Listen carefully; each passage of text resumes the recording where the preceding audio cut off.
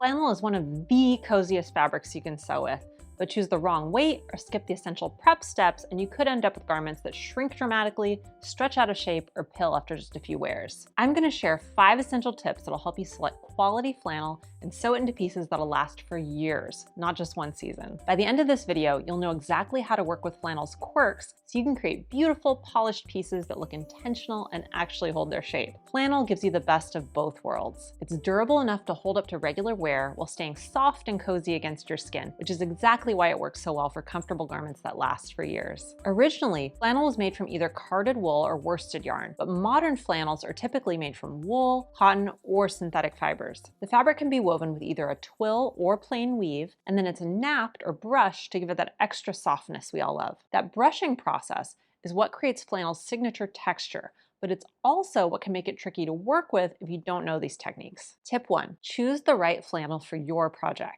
Not all flannels are created equal, and picking the wrong type can make or break your project. Many modern flannels are made from cotton to take advantage of that softness while avoiding wool's intense heat-saving properties. Cotton flannel is perfect for pajamas, casual shirts, and lightweight robes where you want comfort without overheating. On the other hand, if you're making outerwear or pieces for colder weather, wool flannel's ability to hold in your natural body heat during long winter days can be exactly what you're looking for. Whether you choose cotton or wool, the weight of your fabric tells you everything about how it will perform. You can expect medium weight cotton flannel to weigh at least 5 ounces per square yard. This weight is ideal for classic plaid shirts, everyday pajama sets and robes, tunic tops, and casual skirts. Heavyweight cotton flannel typically weighs over 6.5 ounces per square yard and works well for more hard-wearing pieces. Think chore shirts, shackets, and structured skirts or shirt dresses. Wool flannels are much heavier, generally ranging from 10 to 20 ounces per square yard. These flannels would be best suited for tailored garments on the lighter end and outerwear on the heavier end.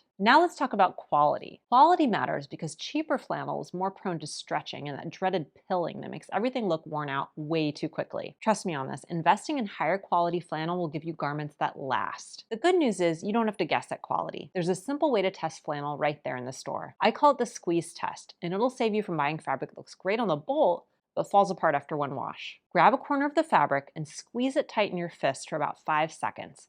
Then let it go on a flat surface. Good quality flannel will spring right back to life. It bounces back with body and loft. Cheap flannel stays crushed and wrinkled.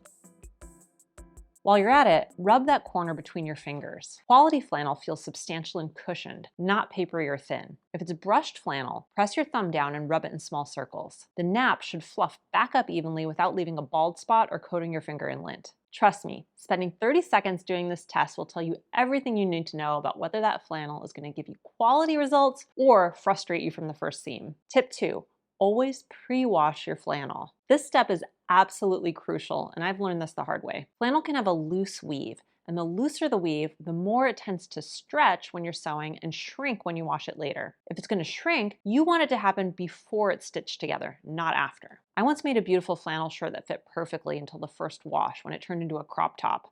Not the look I was going for. Wash and dry your flannel at least once on the warmest setting that's safe for your fabric. For cotton flannel, that usually means hot water and high heat in the dryer. Here's another pro tip. Wash and dry a small test swatch repeatedly to make sure it won't continue shrinking after multiple washes. Some flannels need 2 or 3 wash cycles to fully stabilize. Tip 3, master flannel cutting techniques. Flannel can be slippery and stretchy, making precise cutting more challenging than with other fabrics. I've found that a rotary cutter paired with a self-healing mat is the easiest and most accurate way to cut flannel. The rotary blade slices through cleanly without the lifting and shifting that can happen with scissors. If you're using scissors, make absolutely sure they're sharp and take your time to ensure clean, even cuts. Dull scissors will create more ragged edges that fray even more. Speaking of fraying, flannel frays easily, so cut your pieces a little larger than you normally would. Consider increasing your seam allowances by about 1/4 to 1/2 inch. This gives you room to work with if the edges fray during construction and also accommodates any slight stretching that might happen as you sew. You can always trim excess seam allowances later. I like to use pattern weights instead of pins when possible, because pins can distort the fabric as you cut around them.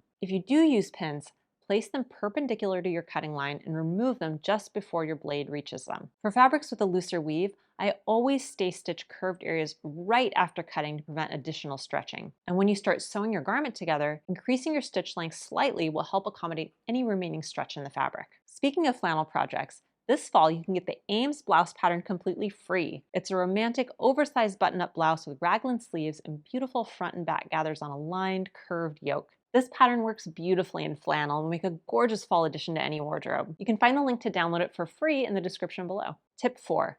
Press with care. Let's move on to pressing, because this is where a lot of people go wrong with flannel. Don't iron it in the traditional sense. Moving the iron back and forth over flannel will create stretching, especially when you add heat and steam to the mix. Instead, press the fabric by placing the iron down for a few seconds, then lifting it and moving it to the next spot. And skip the steam setting entirely. The moisture combined with heat can really distort your fabric. Using a spray starch or a product like Flatter by Soak will also help control stretching during construction. These products make sewing easier by adding stiffness in areas that tend to get distorted when being handled. To use this pressing spray, hold the nozzle about 6 inches away from your fabric and then spray evenly across the area where extra stiffness is desired. Use a dry iron at the recommended setting for your fabric type, remembering to press and lift rather than moving your iron back and forth. Once you finish construction, the spray washes out easily, so your finished garment will keep its drape and softness. For flannel, I prefer using a press cloth to protect the surface, and I keep my iron on a medium setting. The goal is to set your seams without damaging that beautiful brush texture that makes flannel so appealing. Tip 5.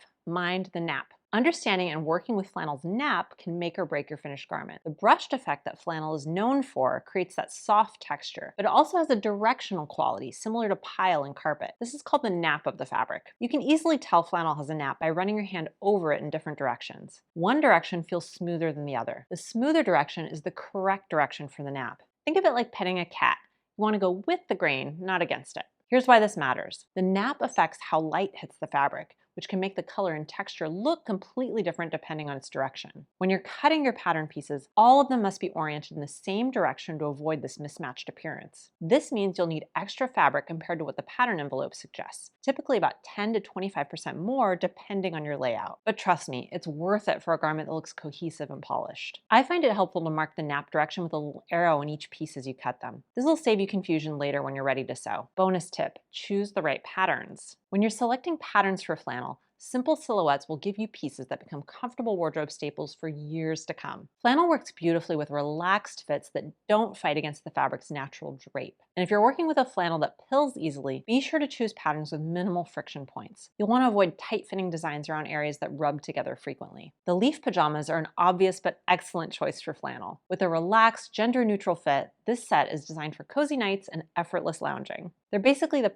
perfect introduction to sewing with flannel. For something you can wear out of the house, try the Roan tunic. Whether you're looking for comfort or a stylish statement piece, this oversized button-down has details that add sophistication while maintaining that loose fit for maximum comfort. Made in flannel, it becomes a cold weather staple you'll reach for constantly. The Ames blouse I mentioned earlier offers a romantic take on the flannel button-up with its oversized fit, raglan sleeves, and those beautiful gathers on the lined yoke. Since it's free this fall, it's an easy choice for adding drama to your wardrobe. And here's something unexpected, flannel trousers. The Ani trousers with their pleated front and tapered fit could look as sharp as a pair of dress trousers, but with added drape and softness. Just choose a heavier weight cotton or wool flannel so they read as sophisticated pants rather than pajama bottoms. Flannel is such a cozy, versatile fabric that I reach for constantly during fall and winter. But if you've ever struggled to choose the right cotton fabric for a project, you're not alone. There are so many other types of cotton fabric out there, and I've learned through plenty of mistakes that choosing the wrong one can completely change your sewing results. Watch this video next to master all 12 types of cotton fabric and avoid making garments that feel stiff, cheap, or just slightly off.